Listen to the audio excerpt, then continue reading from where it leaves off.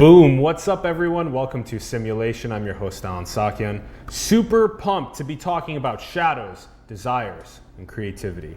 We have Midori joining us on the show. Hello. Hi. Thanks so much for coming on. Thank you for having me. Very, very excited for this.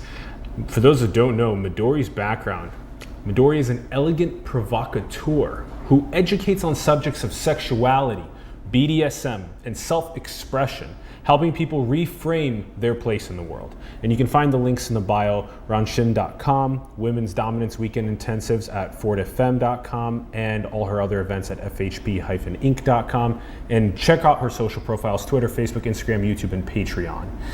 Let's do this, Midori. What are your thoughts on the direction of our world? Oh, man. Well, it depends if you are a Star Wars person or a Star Trek person. Ooh. Right? Or Battlestar Galactica, or a David Lynch person, right? It's going to depend. I think the future is in the hands of stubborn dreamers. The stubborn dreamers, right? Yeah, I think the future's in the hand of stubborn dreamers. You gotta be stubborn, but you gotta have something that you're dreaming towards and making the stubbornness worth it. And I think future is in the hands of, the future's in the heart of the empathetic. I love that. Because we're in a place where essentially the battle's not between good versus evil, but it's between the empathetic and those who have lacking in deep empathy. Yeah. I like that frame a lot.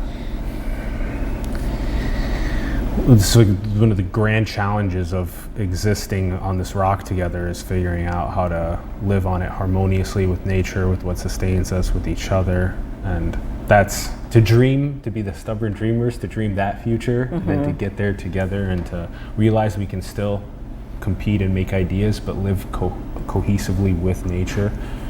Yeah. And to recognize that as species, we are destroy and consume, right? That's how the organism survives. I mean, just at a basic digestive level. And create. Right? So we need to take in things in order to, we destroy and we consume. The byproduct of that, okay? The byproduct of that, biologically, is shit.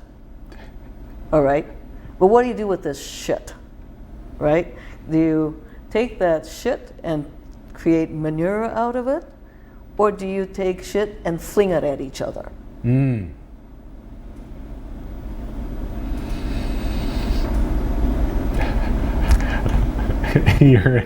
Your metaphors are so on point today. I love Thank you. But yeah, I mean, you know, we destroy, we consume, we do produce shit. So what do we do with this shit? And once, long ago, you know, we took shit and made fuel out of it. We took shit and grew food out of it. And Dadaist artists have put shit in a can and called it art. Yeah. As in art is shit. So now that we've started the show scatologically,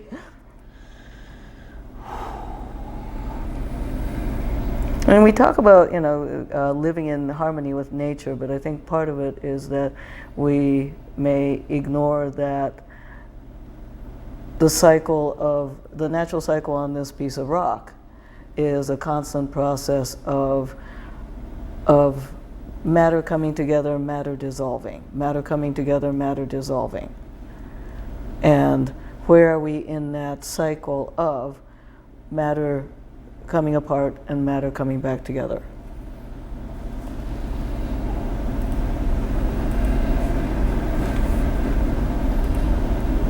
I hope we're not going to keep flinging shit at each other. We're going to use it for good purposes and fertilizer. Fertilizer, and also see us in a trajectory that's more positive, coming together. And it does ebb and flow like that. And it's the exponential technology age and the crazy geopolitical stuff that's happening to come together is critical on the there can be a lot of chaos and civilization collapse if we don't. So and empathy that's beautifully said. And empathy to develop a world where to engage in empathy and compassion is a social norm. And I think that's true for just interpersonal relationship, as well as business design, as well as urban design. Taking a moment to be able to see the same situation, the Rashomon situation, from somebody else's perspective. That's right. You don't have to agree with them. But to see it. To be able to take a moment to say, all right, you might see it in this frame. Would you call it a Rashomon? Rashomon? Rashomon is the Japanese movie that, a famous movie in Japan where there was a crime that happened at a temple gate. And it is told from the perspective of 3 different people. Cool. Yeah, that's how you get it. I love that. That's so well said. That'll get people to better understand. As people say, there's always 2 sides to a story, or 3, or there's always 8 billion perspectives on the planet.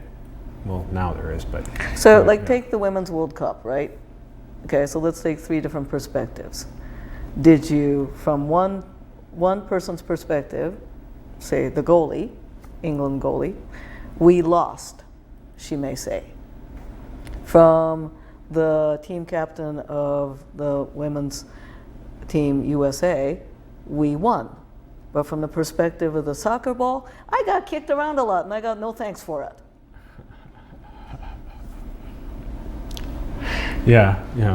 When I like that a lot. That's a great way to explain how to try and see the empathetic perspective from behind people's eyes. And the point isn't to agree, the point is to be able to immerse yourself in their shoes and understand their worldview. And then that's a big part of our future, that empathetic future. Every street corner almost now in developed worlds has ubiquity in food, where you can get it however you want it from whatever ethnicity. But why don't we have that for our social, emotional desires? Why can't I go and order empathy from a very specific person? So these are some of the most rooted things in our evolution, and they're not readily available for us. They're very hard for us to access sometimes. And I think the shows like this, as well as long format interview shows, as well as the movement towards storytelling and real life personal storytelling, The Moth, the body storytelling, Fresh Air with Terry Gross, etc., etc. I mean, all of that is seeking empathy. So you're watching this in order to step into 2 other human beings' world perspective. So in participating in the modern movement of storytelling, of narrative, of long format interviews, at the very moment when it's a Twitterverse, right? At the very moment when it's 140 characters, at the very moment when it's seemingly nothing but knee-jerk reactive journalism, at the same time, there's a huge interest out there, you viewers, of stepping towards empathy and understanding other people's experience. And this is what you guys are doing in creating this show. Thank you, Midori. So, Thank you. It's paramount to push that story forward and see how it impacts our world when other people get so excited about taking on other people's perspectives and what that means for empathy in our future. You do this in your own way as well, your own beautiful way. Yeah, you actually have this very beautiful you have this very beautiful quote in your book. I do BDSM in search of a moment's clarity and pureness of existence. Yeah. Opening line of my book, Love Wild that. Side Sex. We're gonna get there. I love that. See, we carry that same essence of wanting to get to the deepest aspects of our psyches. And let's learn more about you. You're born in Tokyo. Actually born in Kyoto, but raised in Tokyo. Born in Kyoto, raised Yeah. in Tokyo. Okay. I was moved to Tokyo so young that I don't even remember Kyoto really. And so then what was that even like? Like, who were you as a kid? What was the culture like? How did you get interested in the things that you care about? Okay, so my father country, right? And I am multicultural. There's this uncomfortable conversation that happens in Japan all the time. It also happens here. When I introduce myself and it usually goes something like this. Midori, oh, that's a Japanese name. Yes. You're not Japanese. I'm Japanese. And they're like, oh, but you're not fully Japanese. And then the question is, in 21st century, what does it mean to be Japanese? Right? I mean, what does American look like? Because I know what people are saying is that, oh, and then I would clarify with the question of, do you mean my parental ethnic heritage? Do you mean my citizenship? Do you mean my cultural affiliation? Do you mean the foundation of my cultural upbringing or my personal and my identification as to where my culture is from? Language, citizenship, nationality, ethnicity, the construct of race. What do you mean? Because somebody's not going to walk up to you and say, oh, well, you don't look American. You look, well, European. Well, the assumption is what's American is now supposedly white. But then, what is American? And yeah, I am Japanese, and I am also an international. International is what I would call a whole new generation of those of us who straddle multiple cultures. And we are of the world. Yeah. And yes, there are cultures that we identify with, that we are from, we are of, but multiples at the same time. Yeah. So I'm an international, and I am Japanese, and I am also American. And the multiplicity and the intersectionality can exist in one being. I mean, that's intersectionality. So growing up in Japan as a multicultural, multi-ethnic, going to public school in Japan was not easy, let me tell you. Why? Yeah, well, when I was growing up, it was very monoracial, and in the urban areas, it's changing a bit, but it's still, it's an island nation protected by the Godwins. So the ideal and the myth is it's monoracial, but there are actually more than the one visibly, identifiably Japanese race, right? So, Japanese race, I put that in big bunny ear marks. So growing up, it was interesting with my heritage being Japanese and German American. So from my German American side, my grandmother instilled in me that you are Japanese, you are of Japan, but you do not need to be under the thumb of Japanese oppression. Because it is a difficult culture. It is a beautiful culture. It has fantastic traditions, great food, fantastic food, tasty, tasty food. But it's also like any other country and culture and civilizations, it's complicated with its uglier sides. So my grandmother, my feminist German suffragist grandmother, made sure that I saw myself as citizen of the world and to put my roots down and enjoy the flowers and the fruits of Japan, but then to to be able to run in the fields of the ideal of American liberty. But she came from the early 20th century and fought for the right for women to vote. And she was looking at a time, again, of stubborn dreamers.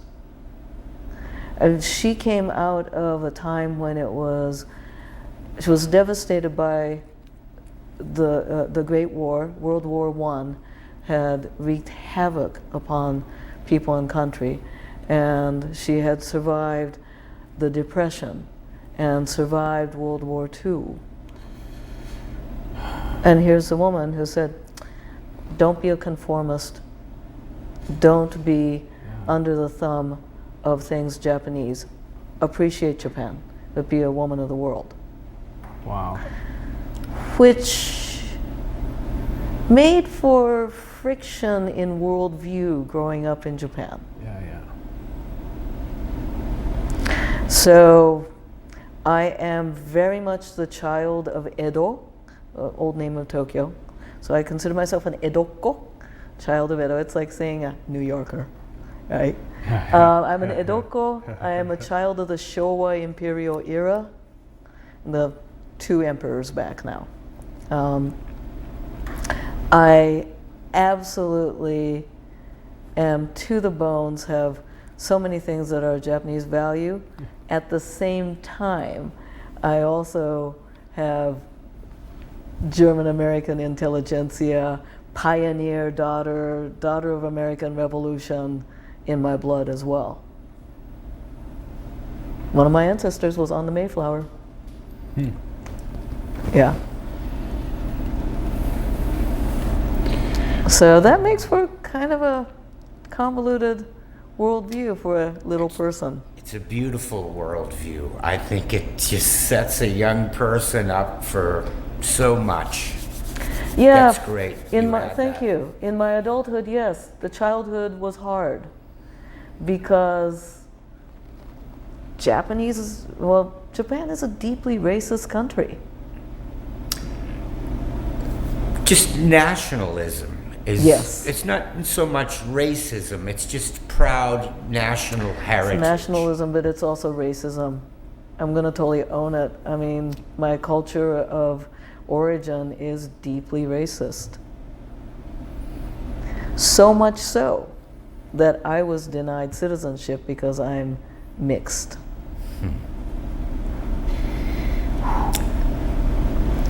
So I might have some feelings around the current immigration issues.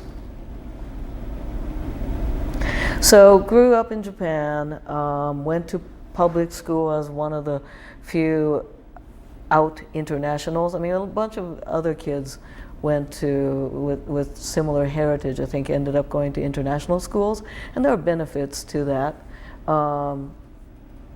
And you also miss growing up as Japanese, but then that's a whole international school thing, right?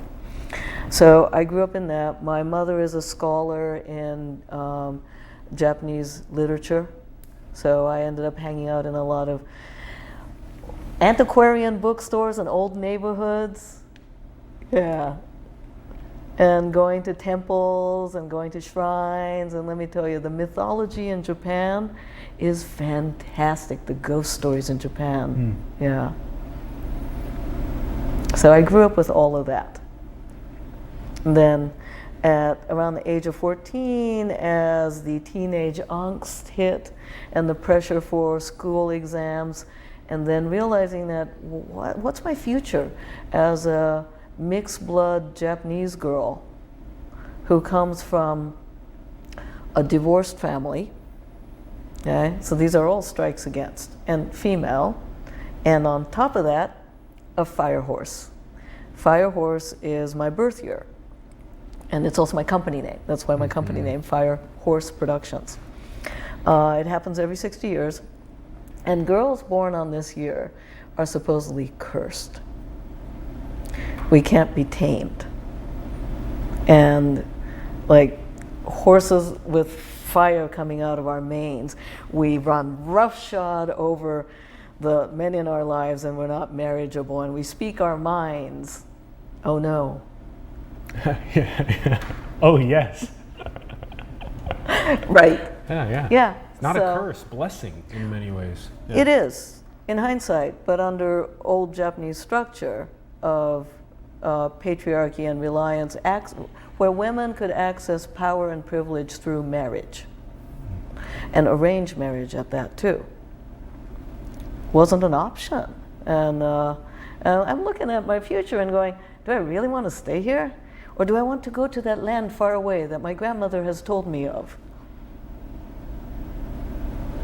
So my teenage angst, in the US, you go for sex, drugs, and rock and roll when the teenage angst hits. In Japan, when the teenage angst hit, you hit suicide. I had a third out. Go to the US. So I ended up in Washington State with my grandmother. You went with grandma. I went, yeah, and she was like, okay, time to go. Wow. Yeah. Yeah. She had a massive influence on your worldview and your life. Oh, yeah. And so did my mother in her ability. And my mother's still alive. She's in Tokyo. She has this genius human being, right? And like so many geniuses, have a slightly difficult time dealing with actual ordinary humans. But she has this ability to connect the dots, right? Connect dots and seemingly disparate historical facts. I think I got that from my mother, not in the historical facts, but seemingly disparate aspect of human desire and creativity. So, now, growing up in Japan, the sexual attitudes are very different there. It's modesty and context appropriateness. And it's about shame, not guilt. In Judeo-Christian West, especially in the United States now that there's a strong evangelical influence and strong Christian influence, right? The electric third rail and that which charges the sexual element of culture here is guilt. Guilt is that there is an omniscient other with some sort of constancy in a rule and rules that's constant through context, right? And that there's a big guy up there who knows if you've been naughty or nice. Wait, that's Santa. He sees you when you're sleeping. You better be good for goodness sake. Yeah, and he sees you when you're jacking off, and he sees you when you're lying, and he sees you when you're running around in frilly panties or a business suit. So the Western civilization assumes a constancy and universality of right and wrong. In Japan, the electric third rail of desire and that which is the force of social guilt and shame are powerful as a social and tribal structure, right? In Japan, it's shame. Shame is a horizontal structure as opposed to vertical. Horizontal, cultural context. What is my position in society and my responsibilities right now? Will I make you uncomfortable? Will I bring disharmony to the context now? So, for example, if you and I were working in the same company, the social contract is we would not talk about our personal lives at all, which makes for a really dull Monday morning conversation. Nobody talks about what happens on the weekend. But on the other hand, if you and I also happen to belong to the same sex club, you might see me running around in a giant octopus outfit, and I'll see you running around in frilly panties, and we'd be like, hey dude, how's it going? And we wouldn't talk about work at all. And it would be entirely appropriate within the closed doors and the social context.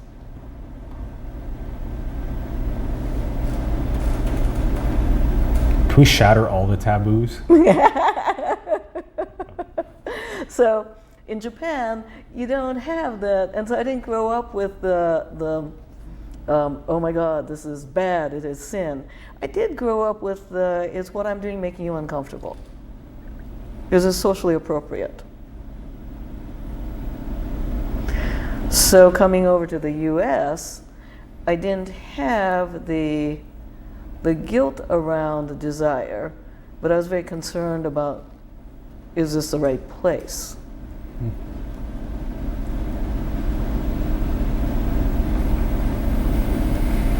Almost as though the spirit of your grandmother assisted with your spirit evolving here. Yeah. Yeah. Yeah.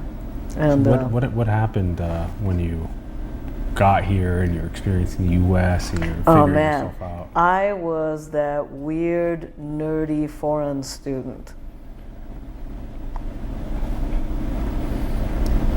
Weird, nerdy foreign student. I was fascinated with old clothing before it was fashionable and called vintage clothing. So I was that weird foreign student in odd old clothing. I think in like the Breakfast Club, I might have been like the goth girl. No, I wasn't even that coordinated. No, I was like that. Okay, Drama Guild, Academic Decathlon, the German club, and doing my calculus homework on a Saturday night. That was me. That was me. Oh my God. Total dork. Yeah. Stressing over tests. That's a big leap to now from that. Yeah. I loosened up. You loosened up, yeah. Oh my God. I was like an uptight, no, I was a good Asian kid. I wanted to do well in school. I liked school. And I didn't understand this need to not do well in school. And of course, I'm doing this all in a language I didn't have before. I had rudimentary English, like a family pidgin. And so now I'm suddenly dumped into like public high school in the US. And I felt like a Martian observing the mating habits of another species. Yeah. That's how I feel daily sometimes, yeah. Yeah. And so like, I don't understand this whole, like American kids were like, at that point, they were like fascinated with like hickeys. And I'm, why are you bringing up blood to the surface? I mean, Yeah. I don't understand. You're latched on like a lamprey on a shark. What? I don't understand. And there were like certain things about American teenage sexuality and mating habits that I just did not understand. So I would be that kid, and then I fell in with all the nerds and the weirdos, right? And the theater kid and and the AV club guys. There was like one guy who was like, one guy who was like cross subculture and cross tribal. He was like smart guy as well as band leader and ran with the football kids, but also like hung out with the weird like AV kid. And so he was like the only one that I think made it through the tribes. But I would be the one sitting in the cafeteria on Monday morning listening to the sexual exploits of the one girl who had a mohawk and had like permissive parents and told us stories of her adventure. And I'd be like, oh, such fascinating American mating habits. And that was just really interesting. I spent a lot of time listening and curious. And all the while, I had a rich fantasy life of my own that was entirely my own. And so I was this weirdly dressed kid who was seemingly only focused on schoolwork, but all the while, I'm watching like some little X-Files alien of the other kids. But at home, I would rummage through my mother's beautiful vintage clothing from like these Jackie O dresses from the 60s. And I would like dress myself up and put on like drag queen level makeup, like stare at myself in the mirror in transformation. and somehow weirdly aroused by, and I don't mean weirdly in a judgmental way, but somehow aroused by this creature I saw in the mirror. And so I would like change my outfits over and over. And I had a rich fantasy life. And me and my right hand got along great. Yeah. No consent issues there. Hi. Hi. Yes, I would like you to touch me. I want to touch you. Yes. Yeah, no consent issue there. Yeah, it was great. Yeah, I was very sexual with myself. But because I came from Tokyo to a little cow town in Washington, I also, urban elitism saved me from teenage pressure. Urban elitism and just being this strange alien kid, right? And because I came from this big city, right, I was already hanging out in jazz bars with my mother, going to political meetings, tagging along. You know, and in the city of millions, and then going to a cow town, so I kind of had this idea that, well, anything that the teenagers are into here must be stupid. So I had that kind of urban elitism, which in the long run saved me from a lot of things that I'm glad that I didn't get peer pressured into.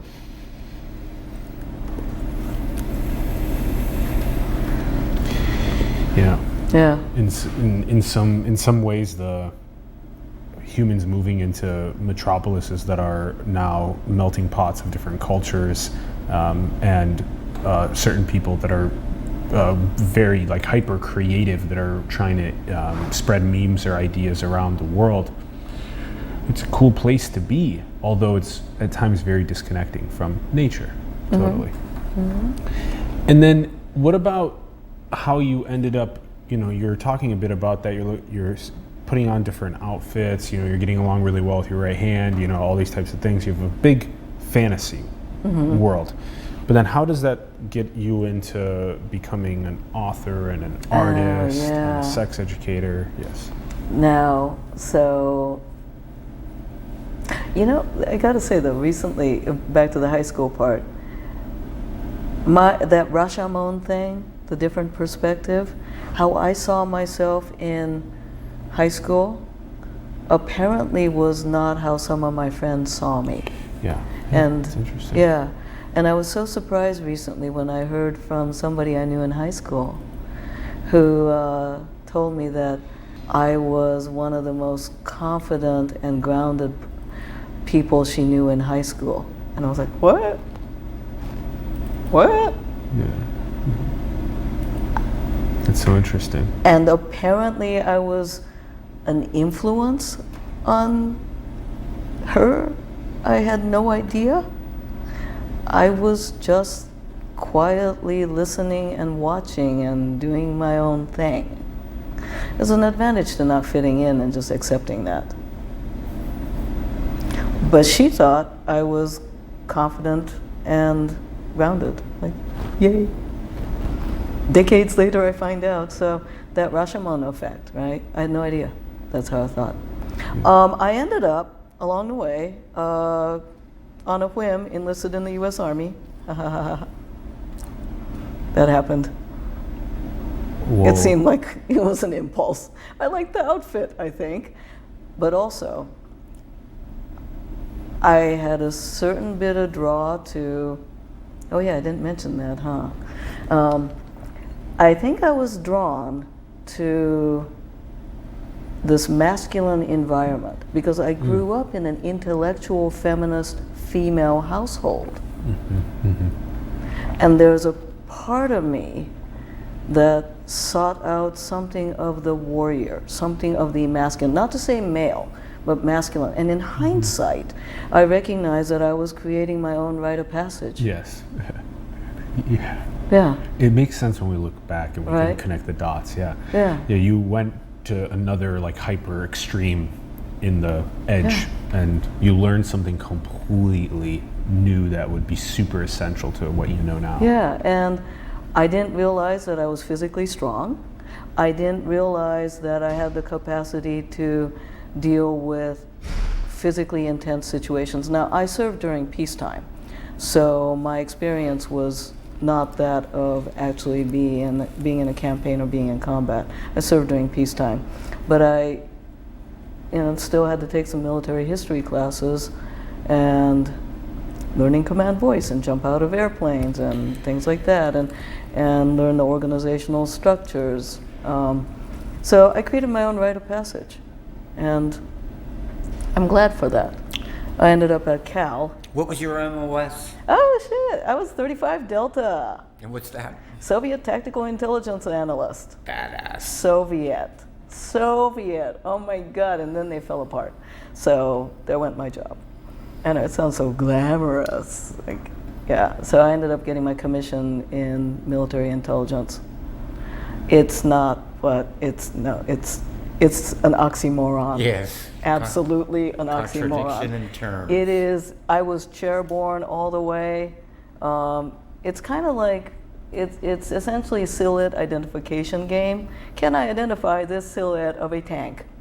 And based upon that, and based upon the knowledge of the Soviet tactical doctrine, can I identify what kind of unit is there? It's puzzle pieces. I wanted to fly helicopters, but I ended up intel. So then I ended up at Cal and kind of served a 5-year sentence there trying to figure out what I wanted to do, and had no idea. No idea. I have no training in public speaking. Actually, I lie. You know who trained me in public speaking? Two sources. One was Uncle Sam. So when I was in the service, I had to learn how to give briefings. I have to learn how to give briefings of analysis summary to the higher-ups. I had to give mission briefings. And that's public speaking skills. Yep. So I learned that. Yeah. And I floated through Cal, and I probably should have studied Soc, but I just kind of had to declare a major and ended up declaring psych. But back then, Cal was, I don't know how it is now, but it was very neurobiological and abnormal psych based. And I'm more interested in how the strategies of ordinary people in navigating through this very complicated real life. Yeah. So, college was, I just stumbled through it.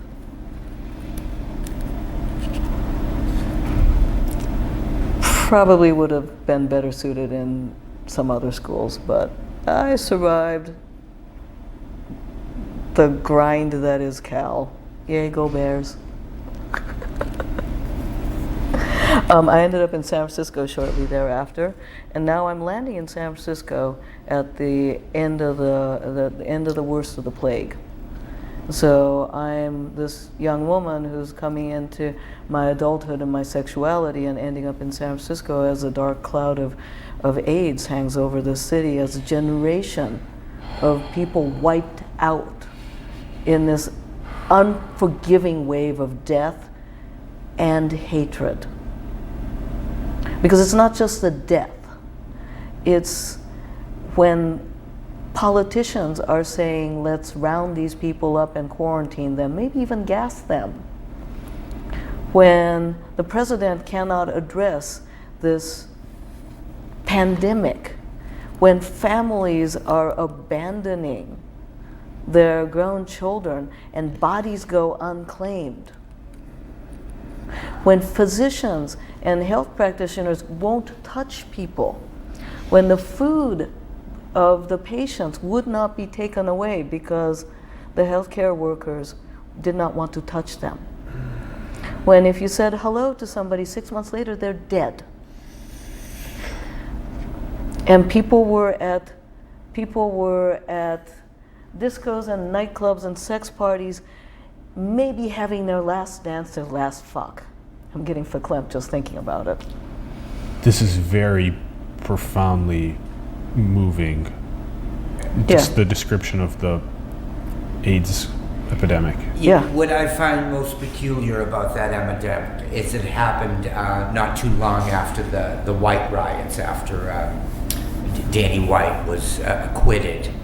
And then the riots, and they burned the police cars and tore the city up. And then the next thing, we're dealing with AIDS. And like you say, the politicians are blaming the activity. Well, if you don't mess around with the same sex, you won't have to worry about that. Those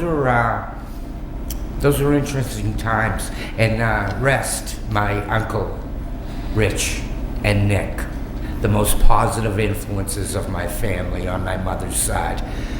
We lost them young to that. They inspired me with creativity and imagination and just free-spirited. So thank you for sharing your story, Midori. Oh, I'm going to need a tissue. Yeah. We have some right Oh, here. good. Yeah. Yay. Yeah, make me all verklempt here. We lost an entire generation of creative force. Oh, yeah. So, I end up in San Francisco right as that's going on, right? And What year is this? that is, God, 91. Jeez. Yeah. It's around the time that I was born. So, 91. And that's also right around the time of the growth of the valley in terms of the technology, software push, and the computing era. Yeah. And the glory that is the technological boom of San Francisco is built literally on the shoulders and the backs of dead people. And if it were not for the people that gave a shit, the stubborn dreamers, like ACT UP, the whole process of now what's the big pharma industry and their ability to push through experimental drugs into the market, that wouldn't be happening if not for the ACT UP folks. And the break it and make it, that whole ethos of let's look at things and change it, and let's change it from the ground up, and the whole sex positive culture as well, owes a lot to the reality of being disowned, abandoned, and dying. You gotta change the system, because the system doesn't care if you die. And what, part of the freedom that we seem to enjoy in San Francisco is on literal backs of dead people.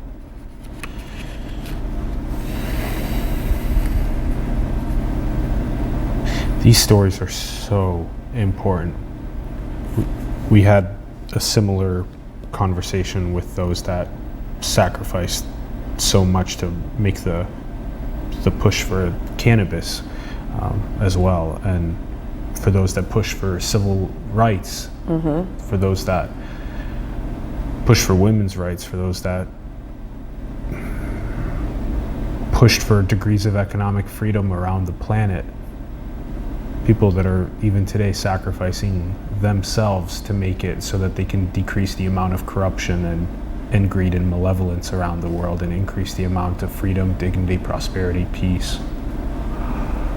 These stories need to be shared, and it's like one of the things that really makes my heart sink is when someone comes to San Francisco and then works in a tech company for a year and they've never visited the Pacific Ocean. They've never dived into the history of what has made this place so great, and or even how the place itself had many indigenous people that have been, and the amount of reciprocity and love that hasn't been apologizing, that hasn't been made. And so there's a lot there, and I'm happy that you've brought us to to that. And I landed in San Francisco from Berkeley, and right around then, and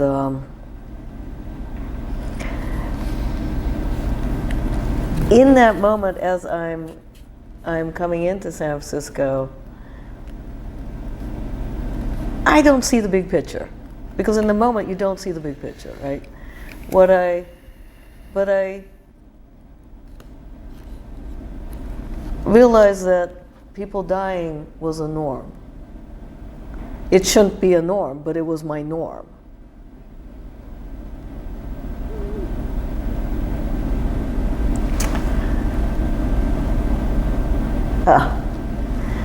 Getting all teary-eyed. But you know, the effect of this was I ended up, and it was at the time when I was coming into my own sexuality, right?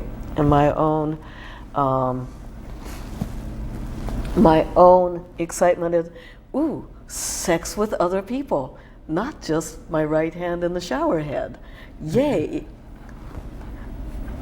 Gotta love the shower head. Yeah. Love you a good didn't tell us about the shower head. Yeah, I love my shower head.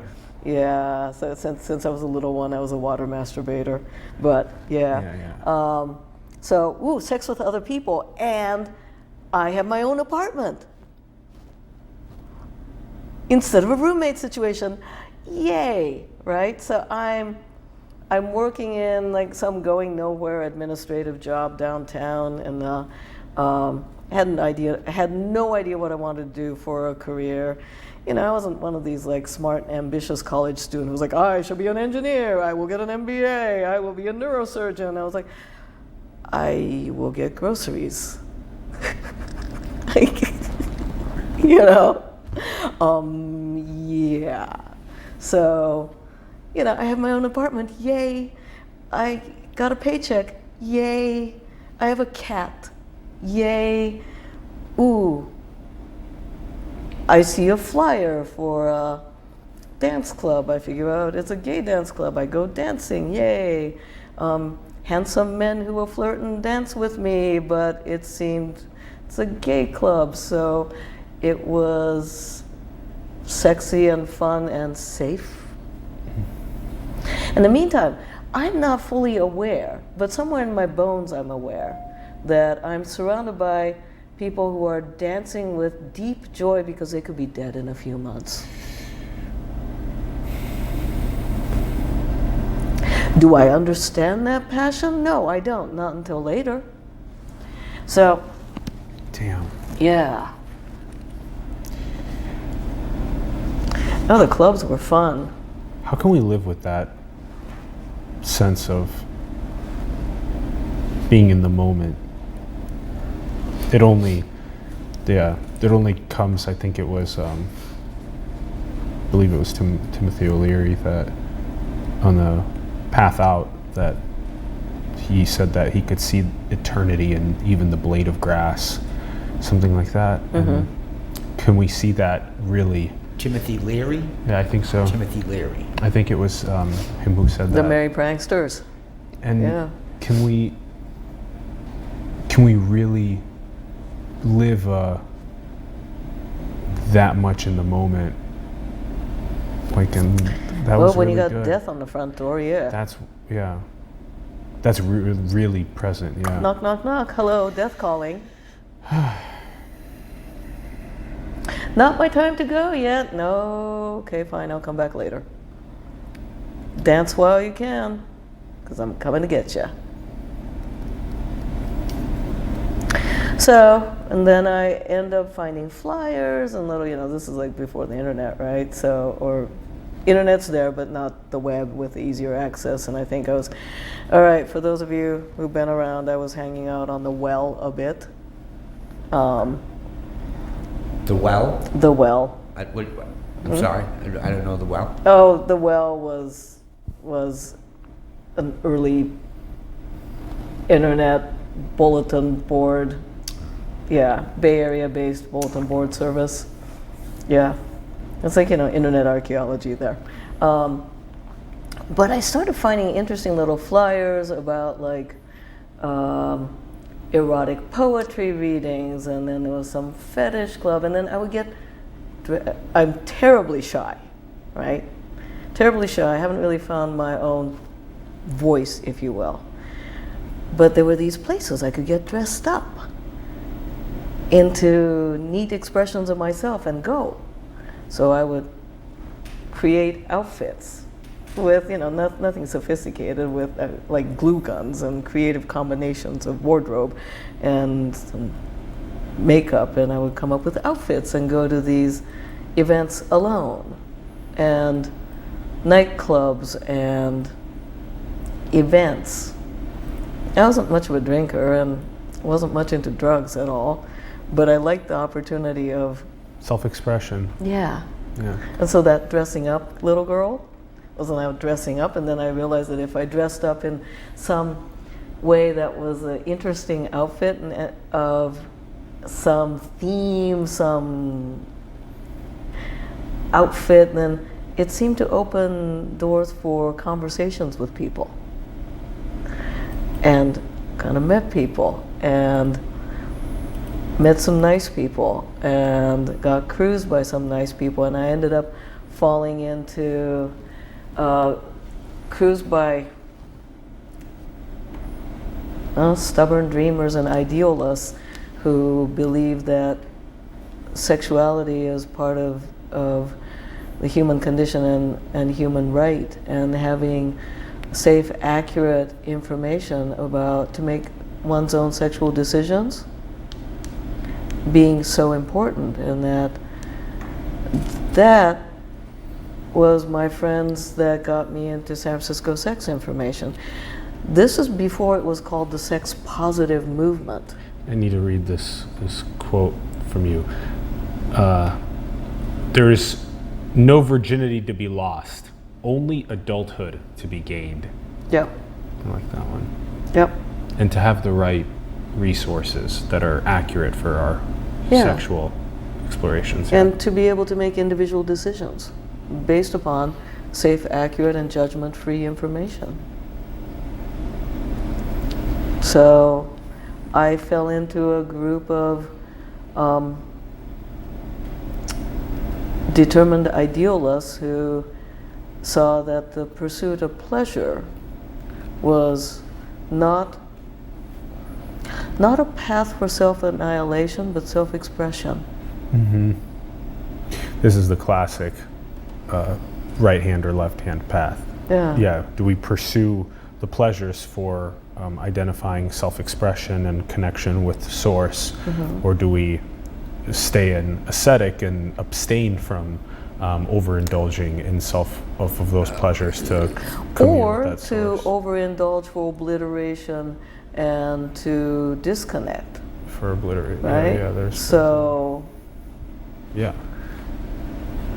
It's a classic conversation that's been had for a really long time by philosophers and So moralists. I ended up falling in with a group of people who were nice and fun and sexy, and taught me some basic things about good sexual communication and different ways of looking at relationship and sex and intimacy, and this was like the bleeding edge of culture, and I got lucky. I didn't even know that at the time that I was falling in with this really intensely bleeding edge subculture that was exploring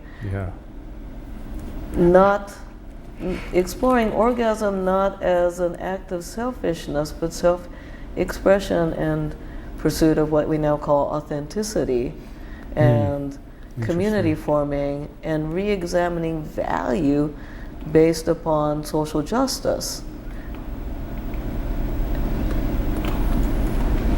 Yeah, at the cutting edge of the subculture forming. Yeah. Yeah. And then the people that I met were just, okay, let's see, I met people that were named Joni and Annie and Pat, who became Patrick, and Carol and Robert, and these were all people that were making culture. Annie Sprinkle, Carol Queen, Robert Lawrence, Patrick Califia, Joni Blank, etc., etc. And Fakir Musafar, and these are lists of leaders in the field that were at the edge of the subculture developing. And this was in the early 90s? Yeah, and they were just fun, sexy people who were nice to me. Because I'm just this young person. And I think I was relatively stable and seemingly considerate, interesting enough. I kind of tagged along, hung out with them, and started helping out in. I wasn't so world aware and enlightened as to say that I'm going to protest and change the world. No, it was like somebody asking, okay, we're going to go do a safer sex live demo at a sex club. Come help. Okay. Because the public health officials, as much as they wanted to, their hands were tied. They could just stand behind a table and hand out condoms and say, use a condom or you die. I mean, that's all that they could do because of the municipal or government funding.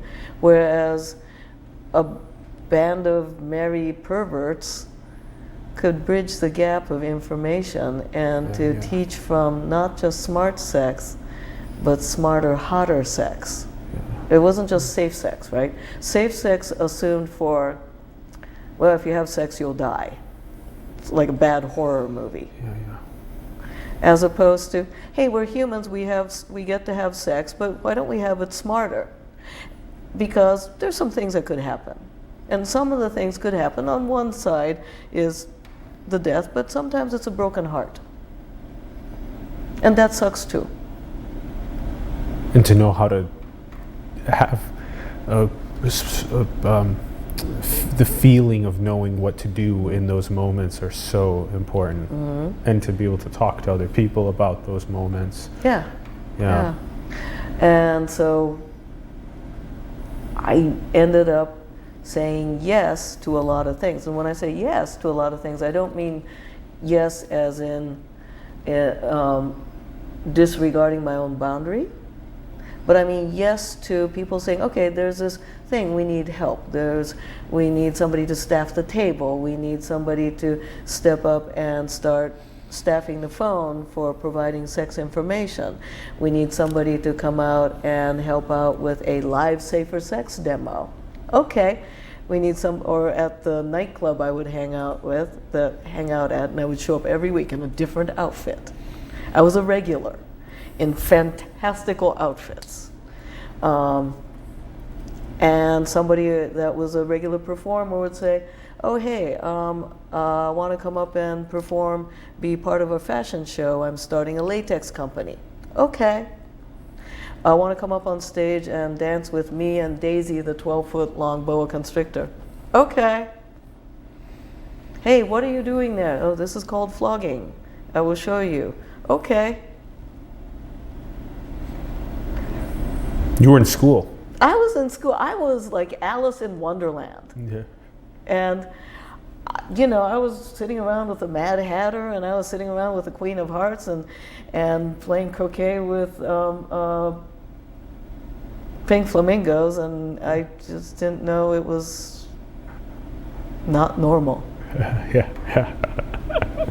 That became the norm. Being at the edge became the norm, yeah. Yeah. That's pretty cool. Yeah. And all the while, I'm still the nerdy girl who's curious about human strategy, but now instead of feeling like an alien among different species, I'm apparently, these people are, wow, amazing. And so I found myself in awe and wonder and adventure, and in the meantime, I am not worrying at all about a career. I like, you know, completely a fool when it came to being a responsible capitalist system cog in the wheel. I made a living well enough to pay for the rent of a studio that in San Francisco I could still afford then. Oh my God.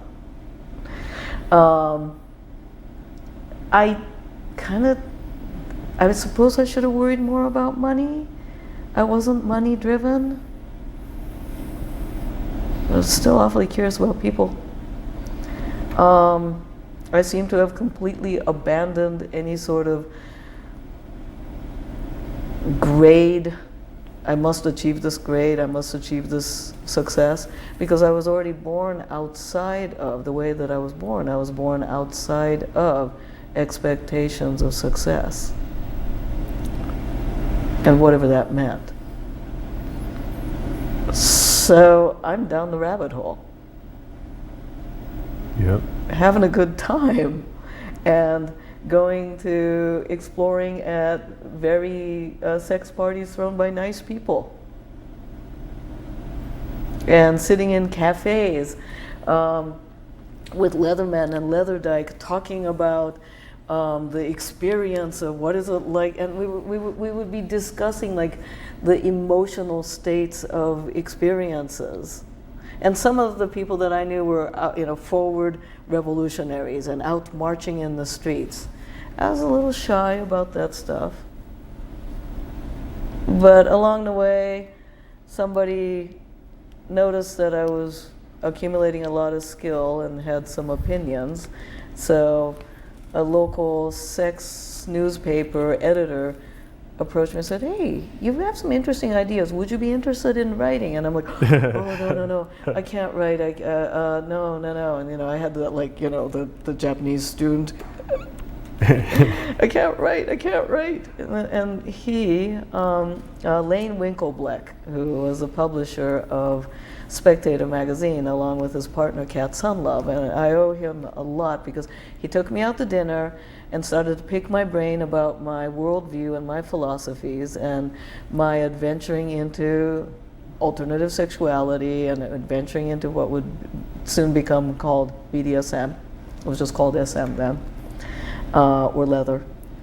And I'm hanging out with the Black Leather Wings, and I'm hanging out with Leatherman, hanging out with San Francisco Sex Information, I'm hanging out with fetish clubs, and Lane says, you have some interesting perspectives. Yeah. Could you write a monthly column? Yeah, that's I'm like, great. I can't, no, English second language, eek. And he's like, I'm an editor, that's my job. Just put your thoughts down and I'll fix it. Okay, and dinner's on me. Okay, and I'll pay you for it. Really? Really? Oh my God. Okay, I'm gonna need a lot of help. He's like, okay, that's fine, I'll help you. Yeah. And so That's so cool to report. That's real journalism, to find these subcultures evolving, find the people at the edge, and ask them, hey, will you help write something monthly about the subculture, and we can help you with that and pay you for that. That's beautiful, and it's completely different than the crap that's circulating in the mainstream media. And he had to push me, pull me, nurture me, challenge me, and 2,000 words every month. Many of the essays ended up in Wildside Sex. So I started writing, and I got no writing training in college. I mean, I wrote term papers, but that doesn't count, right? Because I wasn't writing about me and my experiences. I had no ambitions to be a writer. I didn't even know I could. And somebody said, could you write about your experience? I'm like, don't worry, we'll edit it. I'm like, okay, sure. And so, meantime, Alice in Wonderland here starts writing about her adventures, and then I start to take apart, because I was fascinated with the why. And again, back to the curiosity about the strategies of ordinary people, right? And I would start to ask people, because I had this writing and deadline, it gave me an excuse to ask people. And there were these cafe conversations that happened. And when we were sitting around in cafes and bars, at least my cohorts, we weren't talking about, stock options and beta testing and all that stuff. No, we weren't talking about tech developments. We were talking about life development. But not like life coaching, but it's like, oh my God, I tried this thing and I really fucked it up. Wow, how have you dealt with it? And what's this about? And I'm having all these feelings, and help me explain it. These were the conversations we were having. It was revolutionary, and we didn't know it, you know? So I started writing columns, and then the columns caught the attention of somebody who was doing little workshops in a corner kinky bookstore. And she's like, why don't you teach a class? And I see that, you've been writing stuff. I'm like, oh, I don't know, I can't teach. No, here's a format, here's a structure, just follow this. And just talk about what you know. I give you 2 hours and I'll pay you for it. Aww. Talk what you know. Yeah. Okay. Sure. In the meantime, I had some public speaking training through San Francisco Sex Information, right? So I had some of that training. But I'm like, oh, okay. So I think the first class that I taught was, 96, maybe? Yeah, 95 or 96. Somewhere in there in 94, 95, I ended up going to Burning Man, 94 and 95. It was a very different event. So I turned out that I could teach. I didn't know that. Lo and behold, apparently watching my mother teaching taught me a few things. My mother's actually not a good teacher. She's a genius, but she assumes everybody has the same genius level attention. I'm a little funnier. Yeah. So, yeah, and I didn't know I was funny. But I would point out real things, and apparently it was funny. So you're still writing monthly, and you're teaching. And this is like on the side, and I'm doing a going nowhere job that pays the rent, and I'm adventuring in the city, and trying out sex parties and exploring with lovers and beautiful relationships. Scandalous ones, passionate ones. To be able to openly... Am I having a faraway look? Let's talk about your art. Yeah. Just to be able to comfortably talk about our sexual experiences, to make that not taboo anymore. It's so important. Now you said let's talk about my art, which actually has the roots in the nightclub. Thanks. Remember I said something about being invited up onto the stage and doing weird ass shit with people who were doing what would be called performance art. And so I started doing things The with dance them. with the boa constrictor. Yes. The boa constrictor, you bet. And then I started creating imageries that were playing in the grotesque. And then I end up meeting people like Scott from the Mystic Midway, local character, and start creating and dabbling into performance art stuff. There we go, there's some characters of mine. Oh, hey. These are all so we went through a couple things while we were talking. We showed you a little bit on Firehorse Productions, holds all of these different things. One of them is Rope Dojo, which teaches about rope control. We went through these images already. Just to educate people on what we went through, which teaches about rope control, and you guys can go and look at those events again. I'll give a short version. I teach a lot of stuff, a lot of things around rope bondage, women's dominance intensive, using your voice for sex and the hotness. I teach a bunch of hot things. It's fun, show up as a date night. Fort FM though, that's for women to tap into their authentic power. It's awesome, but let's talk about my art. Yeah. Now let's go back to Forte Femme. Okay. I just want to really move these shows so that I just want these shows to be under an hour, Alan. Oh. And I don't want you to take advantage of. Let's move these shows, Alan. So, Forte FM or my art? Which should we talk about? Forte Femme. All right, so Forte FM. I'm super excited about Forte FM. I started that in 2000, I want to say 2002 or 2004. It is a 3-day intensive. Myself and 9 women in either San Francisco or New York, and it is a women's dominance weekend intensive. However, it is not about what the wacky pokey bindy things. It is about how to tap into your authentic power and to unleash it from the bedroom to the boardroom. I'm using BDSM and kink as a sandbox, a portal of exploration of power. And I think most people are kinky in some way or another, you know, from maybe somebody who just likes a little booty smack and a little nipple tweak once in a while, all the way to something incredibly intense or psychologically deep and exploratory. Most people are kinky. It's a human condition. Right? It's a beautiful spectrum. The occasional booty slap or nipple twist, all the way to being completely roped. And the books have a tremendous, we showed those as well. The books actually have a tremendous amount of explanation to how to do this safely, and how to do it in a way that is smart and compassionate. And compassionate, yeah, that empathy for getting behind the worldview, because it's experiencing a state of consciousness that's non-ordinary, a state of consciousness that it's a beautiful feeling of emotion to experience. And so, yeah, we showed some of the other books we were just talking about for the Femme. That's also on the links in the bio to check out. And the amount of also art that you've made is just, and I love the art because it's. I do want to go back to Fort Femme just a little bit though, because it's not what people think. We have a graduate society of amazing women. They are C-level CEOs, CFOs, heads of departments, entrepreneurs.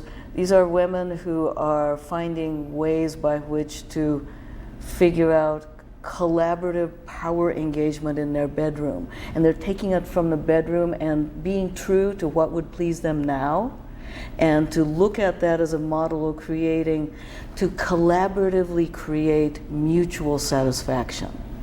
Yeah. Now, if we can do that in the bedroom. Yeah, on the planet. Right. Yeah. And there's this quiet secret society of Fort FM graduates. Yeah, beautiful. And they're making amazing things happen. I'm so excited about them. But yeah. The way that you unleash your authentic power from the boardroom to the bedroom. Yeah, women's dominance intensive. And what the skills learned can help on the whole planetary level completely. Yeah, it's massive. Yep. Yeah. I love it. Let's talk about my art. More to unpack on future shows. Absolutely. Yeah. That's the critical principle. Yeah. So it's everything from performance art, installations, painting. Evoco is. Oh, that's my Evoco. Yeah. Yeah, Evoco. Multi-phase project about how we create, hold, interpret, and alter memory. And there's my friend Samar, and Prince was lovely to work with. That was at a recent performance. It's gorgeous. Yeah. And then this one is Yamamba. Yeah. Lives in the dusty edge of the primordial forest on the fringe of civilization's subconscious. Oh, I love embodying Yamamba. Yeah. And then Hodoku. To uncoil. Yeah. The ancient one. Beneath all the cover-up is an animal heart, a puzzle new to be solved by her alone. And that speaks to all of us. Because right inside is an animal heart that is our own process of self-discovery. Yeah.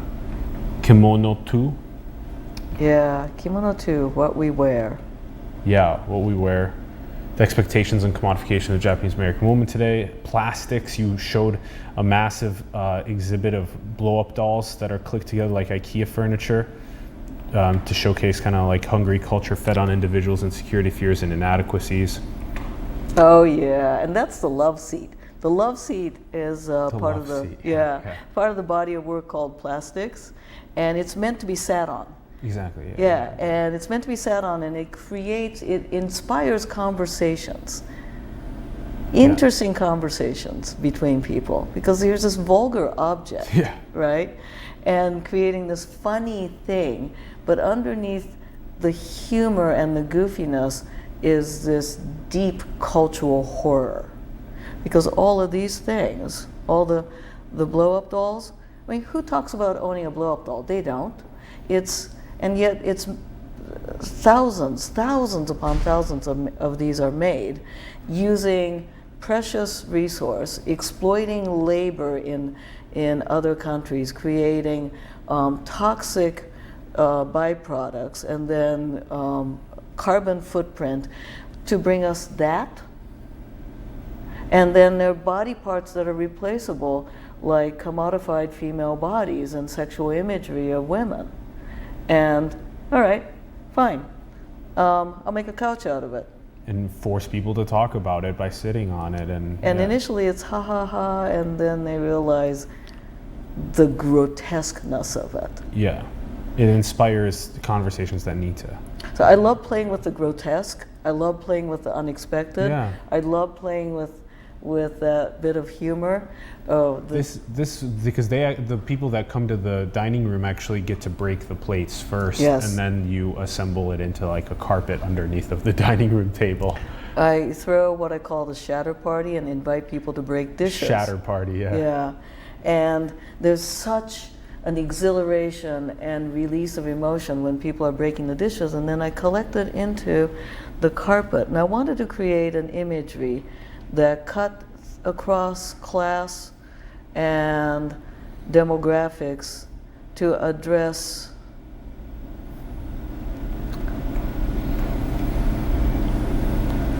the unseen wounds in our families of origin. The unseen wounds in the families of origin. Yeah. We're typically not highlighting our unseen wounds. We are very stoic about those, and Yeah. Everything's fine. everything's fine. Yep. Yeah. And the plates on the table tops actually were broken, and then I glued them back together for this semblance of normalcy, and nothing is cracked. No, it's not. Everything's fine. It's fine. Yeah. And Plates when, themselves are cracked when on this the table. exhibition has gone up in a few places, it brings forth torrent of emotions with the attendees. There's a mirror on the other side, and as you're approaching the installation and you look at it through this window and your reflection is in the mirror, it places you in the exhibit, In the exhibit. in the dining That's room. great. Yep. And you become an accomplice Yeah. in the silence. I love it. I love your art installations. I'm excited. We'll be able to unpack more on the art installations, on the writing, because all of the books are unique and beautiful in their own way that we'll get to talk about as well in future conversations, and also getting a little bit deeper into the neuroscience of certain things in the future. I'd like to talk to you about that. Yay. Yeah. We'll get to jump into some of those conversations more, and on the safety of all of these things, on how it drives us more to things like the